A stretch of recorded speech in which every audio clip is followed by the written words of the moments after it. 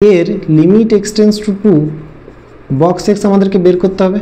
তাহলে বের করার জন্য আমরা যদি লেফট হ্যান্ড লিমিটের কথা বলি 2 মাইনাস বক্স এক্স, আর একবার রাইট হ্যান্ড লিমিটের কথা বলি 2 প্লাস বক্স এক্স, তাহলে দেখো গল্পটা কি সুন্দর হচ্ছে।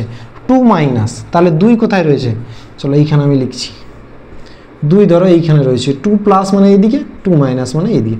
তো 2 মাইনাস মানে এই বাঁ দিক থেকে আমি 2 এর কাছাকাছি যাচ্ছে, তো বাঁ দিক থেকে 2 এর কাছাকাছি এখানে কে রয়েছে 1, তাহলে এর কাছাকাছি যাওয়া মানে কি 1.999 নেব না, প্রথমে 1.99999 এরকম নেব। তাহলে 1.999 এরকম নেওয়া মানে কি, তাহলে বক্স এক্সের ভ্যালুটা আমি ধরো এক্সের কাছাকাছি যদি ভ্যালু নিই বক্স এক্সের, তাহলে কী হয়ে যাবে 1.99999 এরকম। বাঁ দিক থেকে যদি আমি 2 এর দিকে যাই, তাহলে এর ভ্যালুটা কত 1.99 এর ভ্যালু কী হয়ে যাবে 1 হয়ে যাবে বক্স এক্সের, এইটা হবে ভ্যালু।